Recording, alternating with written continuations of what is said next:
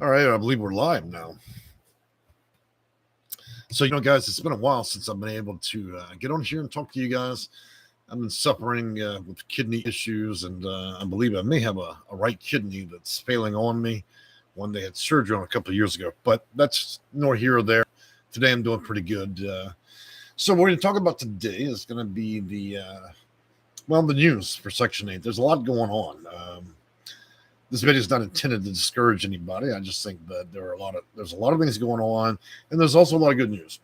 So, one of the things that I'm seeing right now is a tighter housing market than normal. In other words, there are specific areas around the nation that have an insufferable lack of affordable housing. When I say affordable housing, I mean whether it's housing authorities or private individuals that own homes and properties that are available to lease.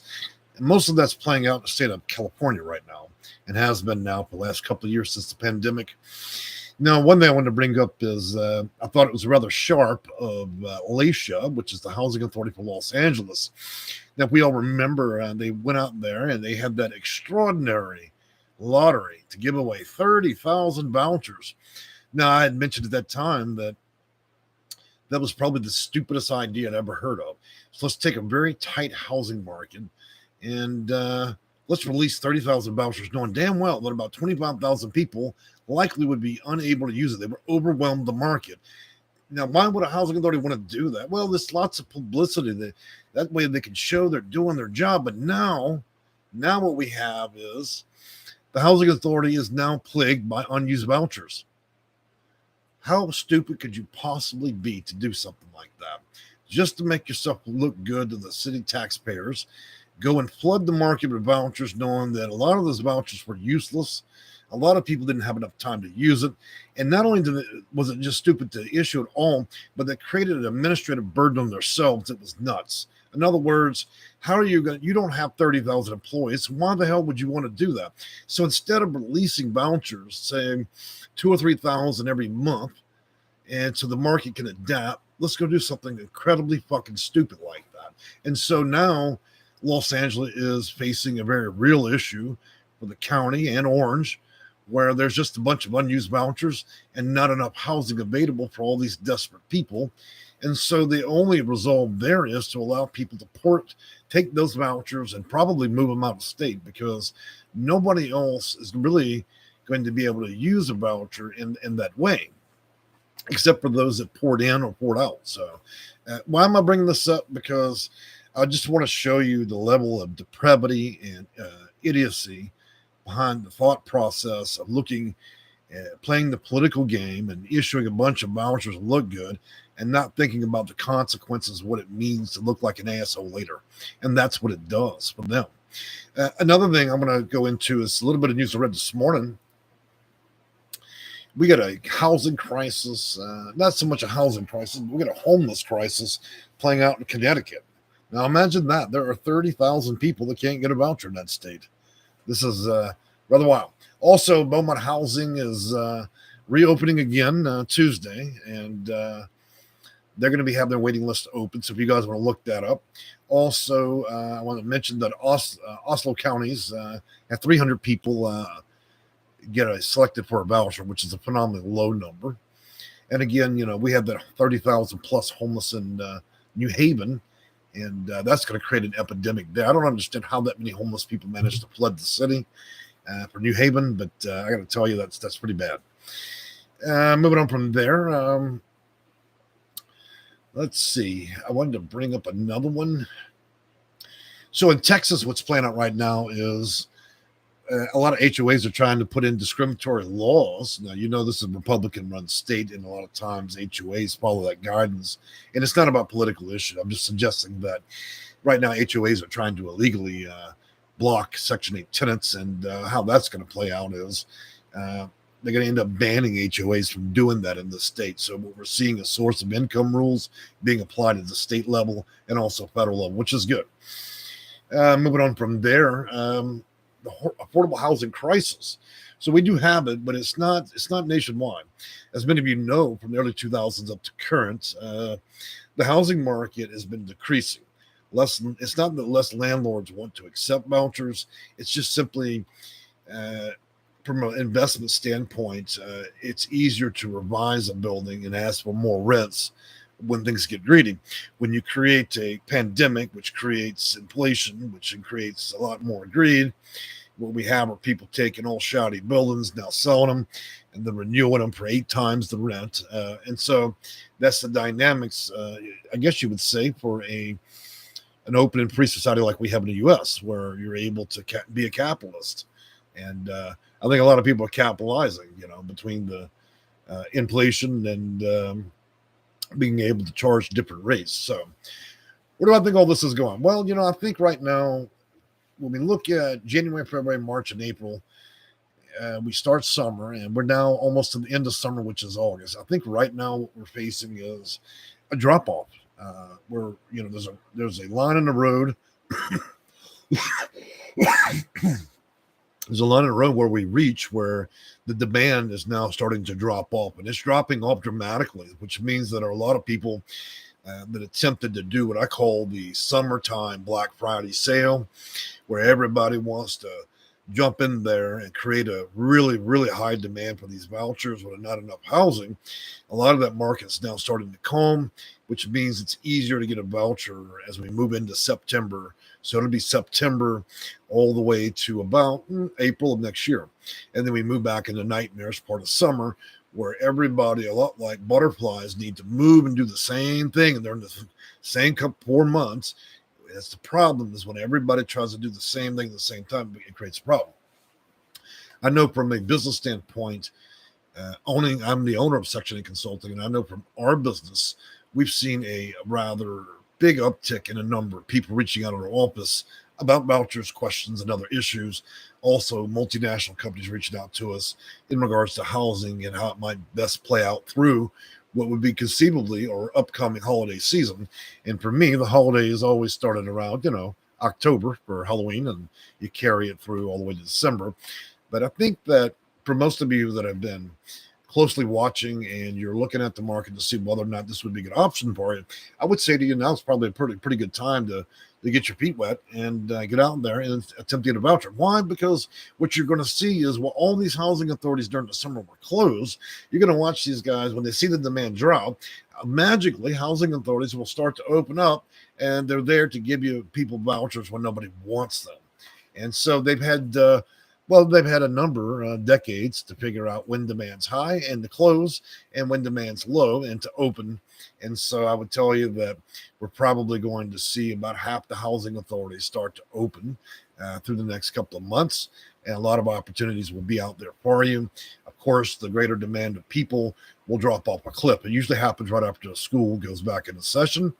And that means that you're competing with roughly 200 to 300% less people. And that's always an ideal time to do it.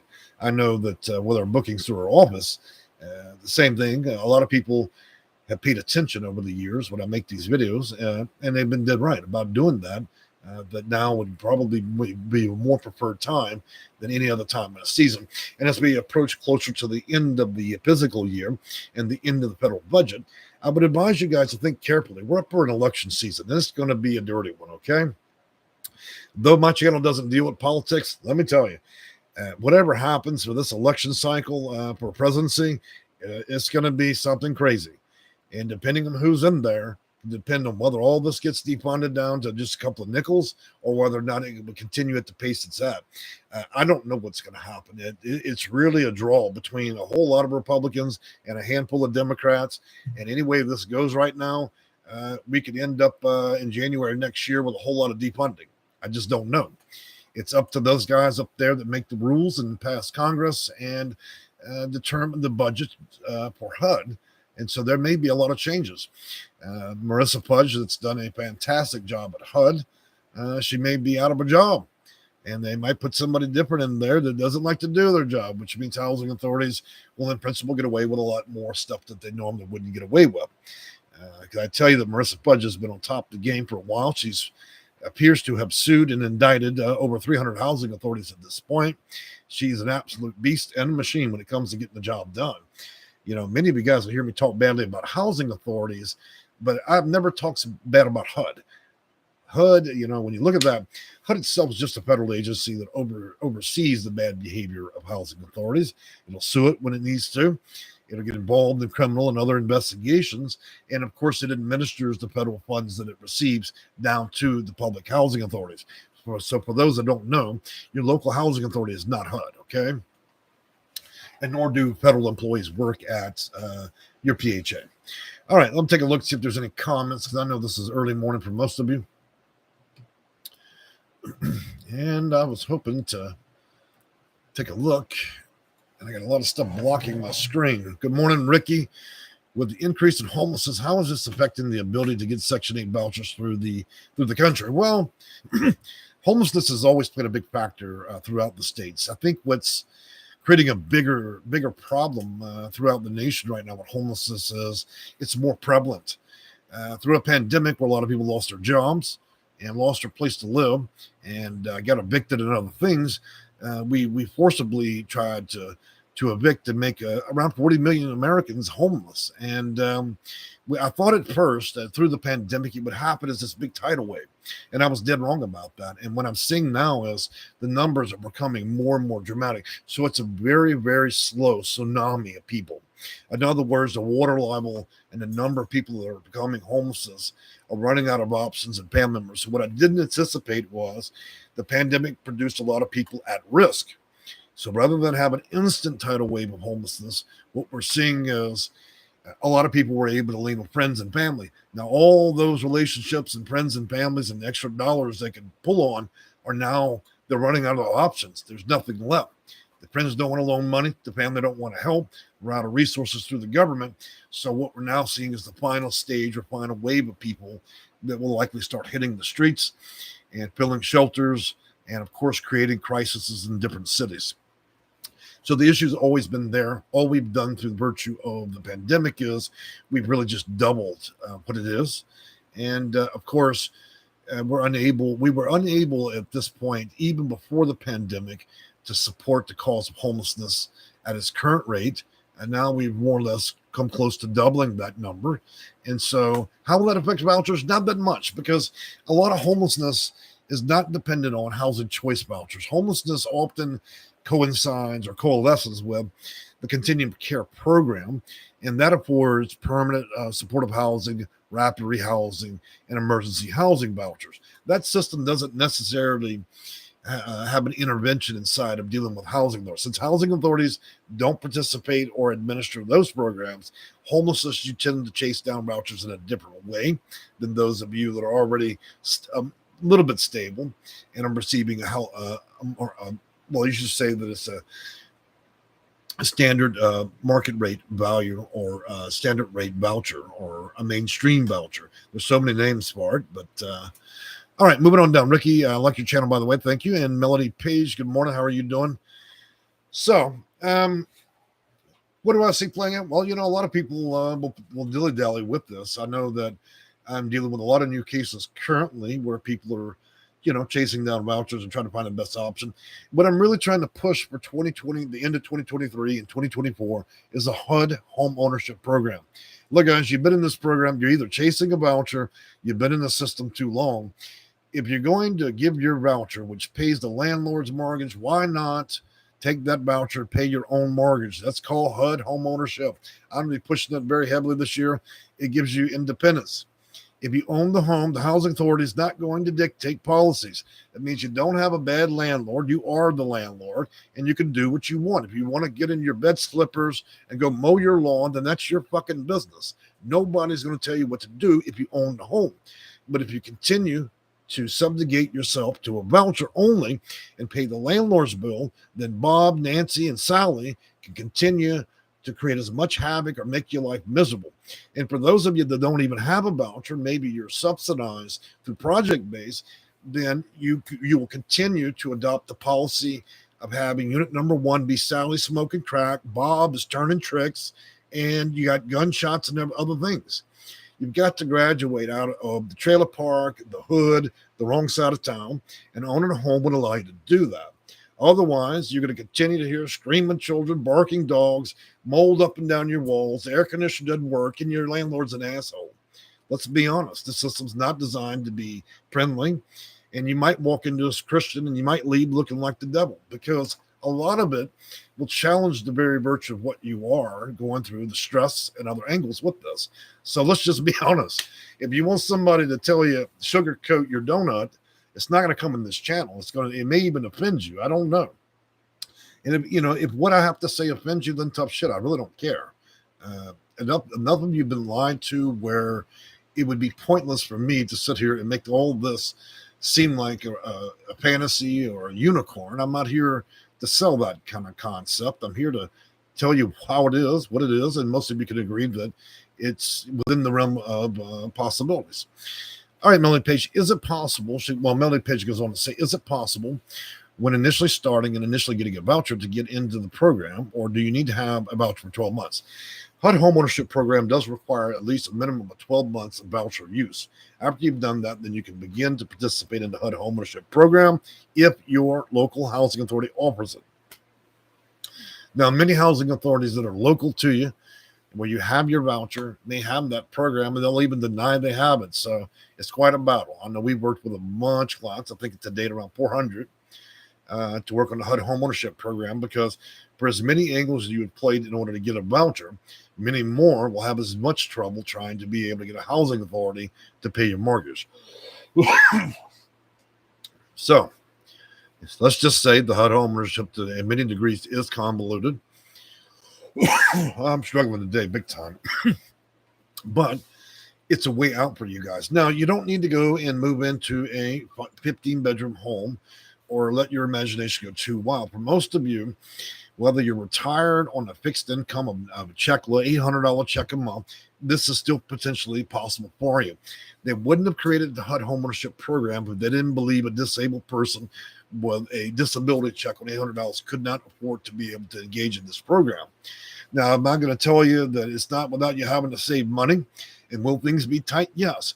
But once you have a key to the door and 4 bedrooms, there's nobody on the planet that can't tell you that you can't rent each room for $500 and then your problem's over with.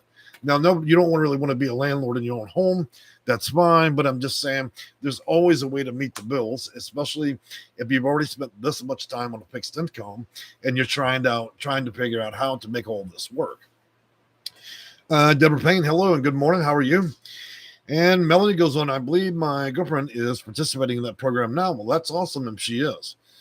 More of you, we have got to get y'all in this program, because I'm telling you now, it's already been around 23 years.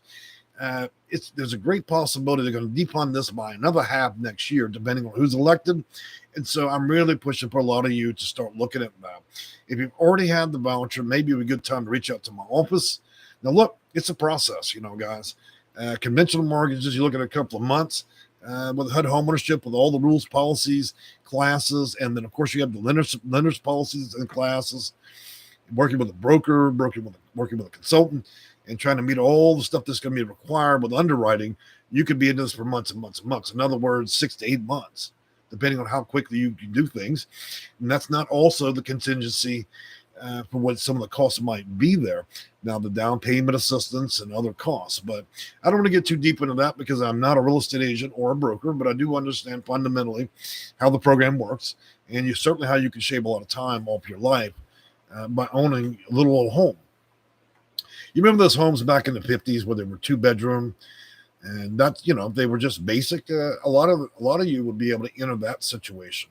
It'd be better for you to have a 10 square foot lawn and a little old home from the 50s or 60s that has a good air conditioner and a front door and a key, and you own that, where you have the equity. In other words, the housing authority is paying 70% of your mortgage. You're covering your 30% from what you get from your check, and you own that home, and you quit allowing yourself to be subjugated by a voucher and being under the control of the housing authority. Now, all those dollars, that 70% paid into that mortgage, is something you can go back 5 years from now, and all that money paid in is free money. It's equity. You can pull it out. You can reverse the mortgage. You can do a lot of things. So it's a really good idea. So if you have an income, you've had a voucher greater than 12 months, and you've not owned a home in the past 5 years, then this is a great potential for you. Bottom line, guys. Now let's be reasonable here. If your fixed payments below about 800, this is going to be difficult. And for those of you between 800 and 1500, you're going to do pretty decent. For those above 1500 to about 2000, you're going to do well. And for those that are over 2500, you're going to do exceptional. Okay. Ricky, how long should it take Housing Authority to issue an emergency housing voucher? Well, first of all, the emergency housing voucher is no longer administered through your local housing authority. That would be administered through Continuum of Care or the CES system, better known as coordinated entry. In other words, nonprofits will assess you and so on. They make a decision based on the assessment as to when, but in most cases, if you don't live in the state of California, Florida, or New York, usually within 30 days. If you live in those states, it can be up to 60 or 90 days. The most egregious places are clearly Orange and LA, that of the state of Florida, and the 5 boroughs in New York. There may be a few other places where it's tougher, but 90 days is the line. 30 days is the pretty much standard unless you live in a really big city. So that's not bad, okay? Melanie Page goes on and says, this is encouraging. Well, it has to be. Look, guys, my job is to help you figure out a better way to do things, okay? It's answering questions that the housing authority doesn't have time to do, and HUD's not going to open up a seminar or a sewing class for you. That's more or less my job, and help you navigate that so you don't spend the rest of your life trying to worry yourself to death. Now, most of us are human. If we try to do something for a couple of hours, we still can't make sense of it. Then most of us have that profanity that rolls through our head that says "F it," and then we move on. It's just too much to deal with, right? And then, of course, many of you are dealing with disabilities and other stress factors, mental health issues, and so you can't take on that much. That's the importance of the job that I do, is because where you can't afford to lose another night's sleep, where you can't go through any more pressure, where you can't organize your mind or your time any further than what has already been done, that's where I can step in and drive the car for you, or any good consultant in the nation, you know. Jasmine Victoria, can anybody see my comments? Jasmine, I believe everybody can see your comments. Miss 702, how does disability and DB expedite situation? Well, there are 3 primary factors, guys, when we look at vouchers and we look at preferences. In other words, how many problems does your life have, and will those problems actually expedite or rank you higher or lower in the list? The number one thing that would expedite your case and show a housing authority waiting list that you're more preferential to everybody else is domestic violence. Has somebody physically abused you? Has somebody physically abused you, mentally abused you, stalked you, or financially defrauded you? Those are the four things, okay? Now, it has an unusual power in the way that it ranks you up and down the list for the housing authorities that don't want a lottery. So it's kind of like jet fuel in a case. It makes the housing authority view your case and try to attempt to give you a voucher to get you housed twice as quick as an ordinary person. So a person with DB would even outrank a 99-year-old with cancer dying tomorrow.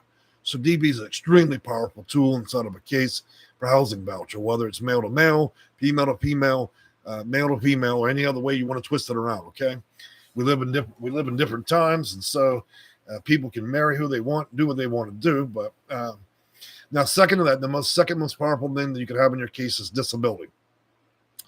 For those of you that have a disability check, you've already got a proven case. For those that don't receive a disability check, then there are a lot of things that could be considered a disability. In principle, anything lasting greater than 12 months that would affect your ability to see, hear, feel, touch, perception, even those with alcohol and drug abuse issues. There's a very long list. If these factors are going to affect you greater than 12 months, then you potentially have a good case for proving to the HUD itself and the housing authority you have a disability. Now, does that meet the same standard? Let's talk about these 2 federal agencies. We've got the Social Security Administration over here. Now, you want a free check from them for disability, you got to prove all that. Go to it. Now, you need a lawyer. You got to go to the judge, and it takes years and years. Now, the other agency that's federal is HUD. Its standard of a disability is much lower. You don't have to see a judge or have a lawyer, none of that. You just need to have a doctor's note proving that essentially your doctor suggests that whatever your physical problem or mental problem is going to last greater than 12 months, and then potentially you have that disability. So you don't need to meet the lofty heights. Now, if you do get a disability ranked as disabled under HUD, it doesn't mean you're going to be able to snatch your purse or wallet and run down to the Social Security Administration and get you a check. That little bit of stuff you did through 1-8 federal agency HUD is not enough to prove jack when it comes to Social Security. Anytime the government's going to cut a check, they're going to make you prove it. Now, HUD don't care. It's about housing, so the standards are much lower. The third and final thing is homelessness. And homelessness can be viewed in many ways. Homelessness is typically viewed as a person that's not living in a place that's meant for human habitation. You can also have imminently homeless where due to the situation, unaffordability of your home, loss of financial structure or family or people that help you would make you imminently homeless the next 30 or 60 days. And then you have other degrees of homelessness like chronic homelessness where you manage to solve your housing crisis, you get in a place, things become unaffordable again, and then you're homeless again, sleeping in the car. So how do they truly view that homeless aspect? Well, you can't serve couches, you can't stay with grandma, and if you stay and they consider you housed and not homeless, if you spend more than 30 days in the county jail, more than 30 days in a prison, more than 30 days in a nut house, or as we like to say, inpatient therapy, okay? Or if you spend more than 30 days in the hospital or ICU, you're considered housed, okay? So for most of you, that would be a situation where you're likely staying in the car, the sidewalk, the woods, wherever, as long as it's not. And even a homeless shelter, you stay there more than 30 days, they can consider you housed. So it's important how you convey homelessness. You combine two of those factors, DB, disability, or homelessness. If you got one, you got a weak case. If you've got two, you got a pretty good case. You got all three, you got a stellar case. Now, that's just three of the many things that could be considered. Many of you are also seniors. Many of you are veterans. Many of you are the lowest tier of low income, meaning around $12,000 or less a year or up in there. And many of you have no criminal record. And many of you already have what we call county referrals from psychiatrists or from other agencies. And so there's a lot of things you can ice the cake with. The more we add to the case fundamentally, the more consideration you're given. And even the people you think would actually beat you, like maybe you live locally or you work locally, and you think that person's got a better case than you, you're often wrong about that. What gives you an important case is not what most of you would imagine. Telling people your hard luck story isn't going to get you a voucher. You either match these preferences and you can prove them, and you'll rank higher. Most people, out of about 12 different characteristics or preferences for a housing authority, most people only manage to match 2 or 3 on their own.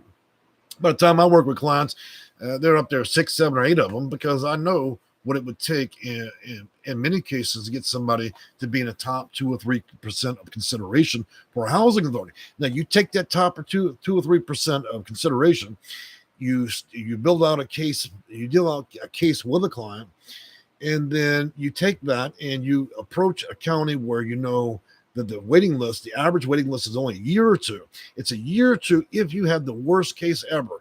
One preference in place, you really don't even need it. You wait to 2 years, but with that cake being iced so well, with so many preferences, you go to that little county that's got a 6 months or 1 year waiting list. I can guarantee that voucher kick out very quickly. Now, does that mean you need to live in a cornfield in Iowa? No, it just means you can get it from there and then port that bad boy right on back to LA or wherever.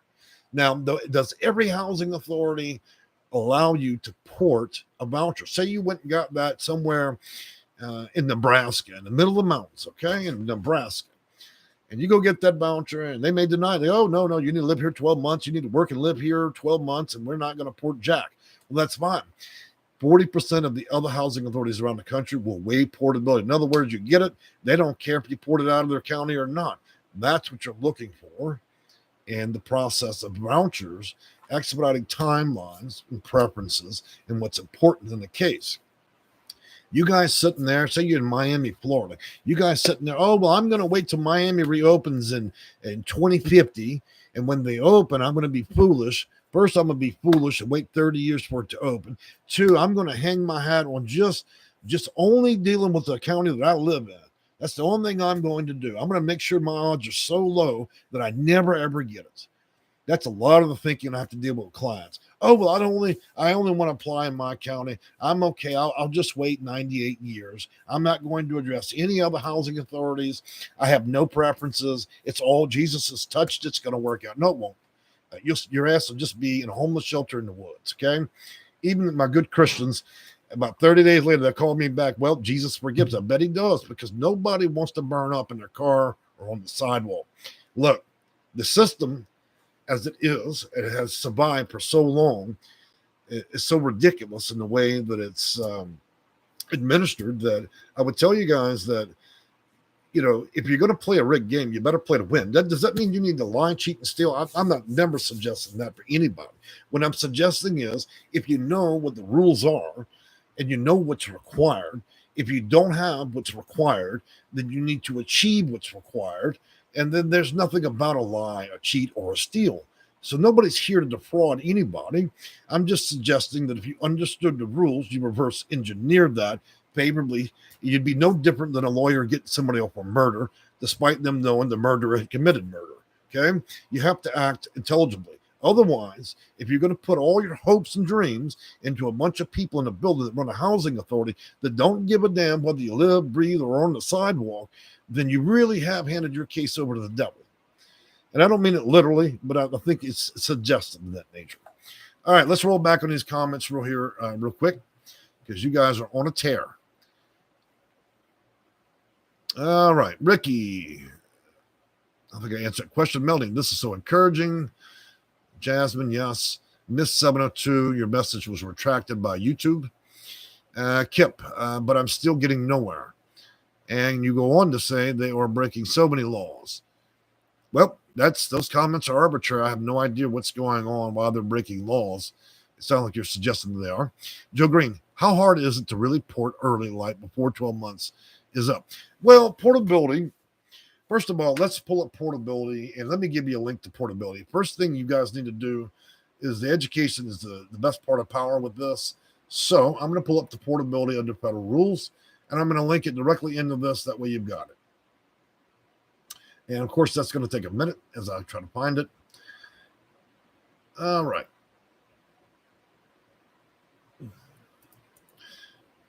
So this is going to cover portability and moves. This is 39 pages of pure glory. It cannot be reinvented.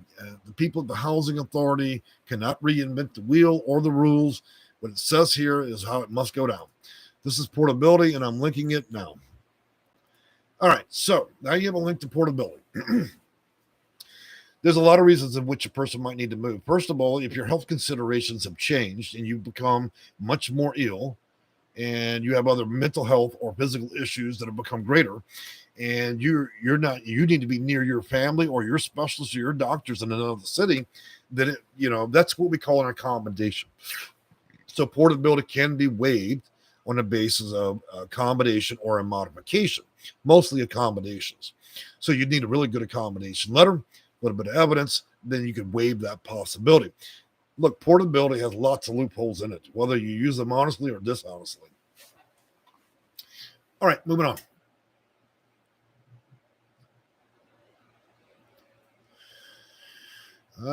Well, somebody's got a very interesting name, so we'll just call you Boy, MZ Boy. I'm in need of a consultation. You guide me with the rent to own. And, okay, first of all, the HUD homeownership program is not rent to own. Just to be clear, you're owning. You're not going to rent to own jack. You own it up front. That's it. I'm not educated in that department. We'll be watching all your videos you post, and thank you all for what you do for the Section 8 community. Well, you know what? I've been doing this long enough that I probably am the Section 8 community. I know that I'm probably you look around Google, Yahoo, and the rest of them, I know I'm definitely the most well-known. So there are other entertainers out there. I'm not an entertainer, but all right. Anyways, Super Queen B 45. Lovely name. Like it. Is it true if you're a senior and disabled, the mortgage payments can continue past 15 years? Well, that would be pretty contentious, but I would suggest to you that you being able to utilize a voucher against a mortgage, depending on the duration of the mortgage itself, would determine how long you can do it. Standards 10 or 15 years, depending on the length of the mortgage itself. But beyond that, it becomes fundamentally your own problem to pay that mortgage. If you've had a home, you purchase a home, you're receiving funds, 70% of your mortgage through the housing authority, you reach a 15-year cap, then you either sell the home, you pull the equity out in reverse mortgage, or you find a roommate, okay? They're not going to pay that 70% for a lifetime or till the house is paid off. It doesn't work that way. So there are implied caps to the time in which they're going to pay 70% of your rent. All right, Kip, I'm DB, disabled, but they ignore my disability verification form. Well, Kip, I don't really know much about you or your case. I can only suggest that the things you're telling me are true and honest. And if that's the case, then I certainly could understand how you might feel. Okay. Lizzie, if your voucher is for $700 and your rent is $600, do we still have a portion we have to pay? I've never heard of that kind of scenario where your voucher's $700 and your rent is $600. I don't even know how that's possible. I would suggest to you, Lizzie, that something there doesn't sound right. You might want to reach out to our office, okay? I'm not even sure how to answer that question. I've never heard of a 90% rent, you know.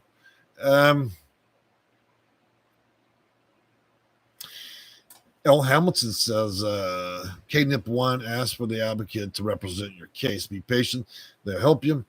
Joe Green, I received Social Security or SSI and have for 20 years. Okay, well, thanks for sharing that.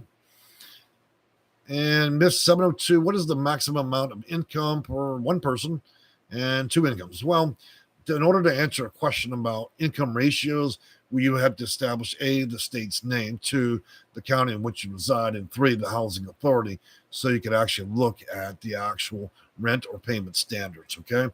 Without that information, your question wouldn't be valid. Moving on. Kip 1, housing authorities do not follow. Okay, look, Kip or KNIP, I understand you want to share these things with us, but to continue to bitch and moan at every comment in the live chat isn't going to help you. I would advise strongly to ask questions rather than bitch, because we can all do that. I can go down right now, go knock on the liquor store, go have a cocktail or two and bitch about everything that I can't stand when I do casework, but I'm not here to do that, okay? Chill out. If you got questions, ask. If not, man, sit back, take a wild ride. We got lots to talk about in this channel.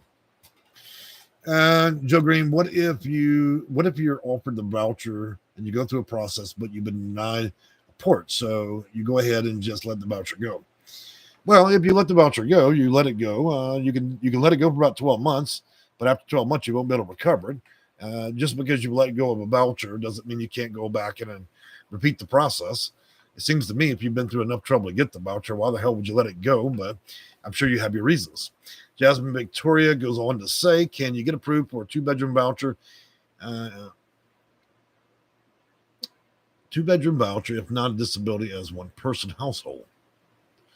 Okay, let's be clear about something. If you're a single person, disabled or not, and you get approved for 2-bedroom, then there's a reason why you got approved. Now, whether or not you want to move that down to 1-bedroom, I don't know. So maybe I'm misunderstanding your question. Amara J. Hi, I'm in the process of porting out of my HA, in other words, Public Housing Authority. What should I do to be as successful as possible in the new area with that HA? Finding house, rent, adult, one child. Look, when it comes to portability, guys, let's go over the essentials. 1, portability in moves or billing and absorbing, or taking your voucher from one county to another county or from one state to another state is the least convoluted thing in all of what you'll deal with dealing with a housing authority or dealing with HUD, okay? So portability will always start with you having a voucher. You probably successfully use it for around 12 months. You will reach out to the portability specialist at your housing authority in your town. And if they would approve, then they would reach out to wherever it is you want to move. So if you're in New York, you want to move to Port to Florida, then you would reach out to not only your local portability specialist or caseworker, you'd reach out to the one in the state of Florida or wherever you want to go, and then they would either approve or deny that request. Now, once you get there, Once you're able to get that request accepted, then you're speaking back to the portability specialists, and then you're able to give a 30-day notice to vacate where you are. And then you have another approval you're going to go through where you're able to go ahead and take off from New York to Florida, if that's where you want to go. And while you're there, you begin your housing search. Housing search, you're usually granted 60 days to start with. You may get another extension for another 60 and potentially a third one, depending on whether or not you've got other health or mental considerations at the time. So there's nothing particularly convoluted about it. And again, I did post a link to the manual there if you want to learn a little bit more. How do I fight housing? Well, in order to fight housing, I would need to know what the problem is. So here's my suggestion there, Kip. I'd just book an appointment with my office because it sounds like you got a lot of questions. Many of them are open-ended. And if you want an educated answer rather than tips and tricks and a live video where I don't have time to educate you, you're not going to do well. You're not going to do well getting your answers this way. Jasmine Victoria, message retracted. Jasmine Victoria, project-based vouchers and housing choice voucher. Okay, first of all, project-based. Let's talk about housing authorities, vouchers, project-based, affordable housing, low income. Let's figure out the distinctions between all of those things. So the first party involved in all of this would be the housing authority. It's funded by HUD, which is a federal agency. Now, if the housing authority owns a building with 100 units and they decide to rent out those units, then it becomes project-based housing. In other words, a subsidy or affordable housing. It can also be sub-designated under Code of Federal Regulation as Section 202 or Section 811. Now, if the housing authority doesn't own the building, then they may give you a housing choice voucher. It gives you the option to go and choose where you want to live. If the building is, again, not owned by the housing authority, is owned by a private individual, then it becomes tenant-based housing or a subsidy. So there's a lot of variations there. It just depends on what you're looking for. MZ Boy, I live in New York. I have a 2-bedroom voucher. No longer want to deal with slumlords. How can I start the process? Well, I would say that you would first want to reach out to your portability specialist there in whatever borough or area of New York you're in, and then see if they will allow portability. If they do, then you would need to target a different housing authority, a different county, either in New York or in another state, and see if they'd be willing to accept billing and absorbing. If you're not familiar with all these different things in regards to that, then you can read over that linkage I put up there for the portability. And if you're still confused beyond that, I need to know more, I would suggest reaching out to our office or any qualified individual that deals with portability. Since I deal with virtually every known issue in relation to housing in Section 8, I'm usually a pretty good candidate if you're trying to get those answers in a more concise way, okay? Joe Green, because you couldn't pay me to move to Arkansas. Let's be careful about Arkansas. There's a lot of angry white folks in the woods out there. I own land out there.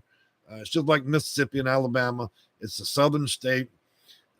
Look, life is what it is. We all have rough lives, whether it's some white folks out there and deep in the Ozarks creating hell, or if you're out in a trailer park in Baton Rouge, Louisiana, or if you're living in a shotgun house in Mississippi. Everybody's got their own fucking problems in the world. Okay, you got hillbillies burning moonshine in the West Virginia hills. There's lots of poor and woods all over this nation. We all just got to do the best we can. Sometimes you can't even get a voucher. People so poor in some counties. It's crazy, right? So all you can do is just laugh about shit like that. Look, I grew up in a trailer park. Half the children I went to school with are in prison right now.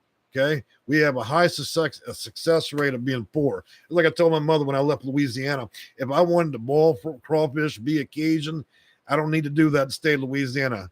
That's why I moved to Houston, because I didn't want to be like everybody else in Louisiana that's sitting out in the front lawn in their underwear drinking a cold beer. Okay, there's more to life than sitting out there and being a Cajun. And for many of you, the same ideals roll through your mind. There's a better way to do things, no matter where you live or what state you're from or how poor or rich you are. Homeownership is an excellent way to exit that program, because nobody wants to be like that unless you're just crazy. Okay, so I'd rather make fun of my own upbringing than to make fun of a bunch of you guys. You know, it's not very nice, anyways. So, but to go on to that, yeah, Arkansas is what it is. There's only 500,000 people out there. There's not much going on. That's Arkansas, you know. MZ boy, thanks. I'll be reaching out to you. I appreciate it. Jasmine Victoria's laughing at me. I knew how to get a few of you to laugh at me. That's all right. You got to keep it spicy, guys. You don't want to sit on this YouTube channel, tell you and sit there and tell you sweet little lies. Then it's not going to be for me. All right, guys, I'm going to wrap this up. I've enjoyed kind of shooting the shit with you a little bit, but the main point is, you know, portability is an important issue to be able to get you from point A to point B if you don't like where you're using the voucher now. If you're trying to get into a more affordable area, then portability also addresses that. And for those of you that are trying to change what part of the nation that you're living in or get closer to your retiring parents or disabled children, then that's also another good solution for you. But in order to do these things, the most important part would be understanding the fundamentals of ranking fairly high for a voucher and to be able to utilize the system in an ethical way to be able to move you up and down that list so you can get a voucher quickly, okay? Stuff market. Well, guys, I've enjoyed it. This was not the way that I anticipated the video going out. I knew early on that I was probably going to be a little bit of a comic in the video. But, you know, when you make over 1,000 of these videos, you eventually get bored with monotone. So I wanted to spice it up a little bit. So, all right, guys, I'm looking forward to seeing y'all next time. And then I'm going to put out a survey on the main channel. And y'all let me know what you'd like to hear about. After a while, I've made a video about every conceivable subject that covers Section 8. You know, genuine ideas run out. So I'll get you guys to share your opinions. And it doesn't matter how naughty or nice it is. I'll try to see if I can make a video to cover that particular part that you want to be educated about. Or if you need to have a further understanding of federal rules, state law, in relation to Section 8, I'd be happy to share my opinions. I would think after speaking to the Legal Aid Society in videos, if their attorneys are willing to take my advice, I don't see why you couldn't either, okay? All right, guys, have a great day, and we'll see you again.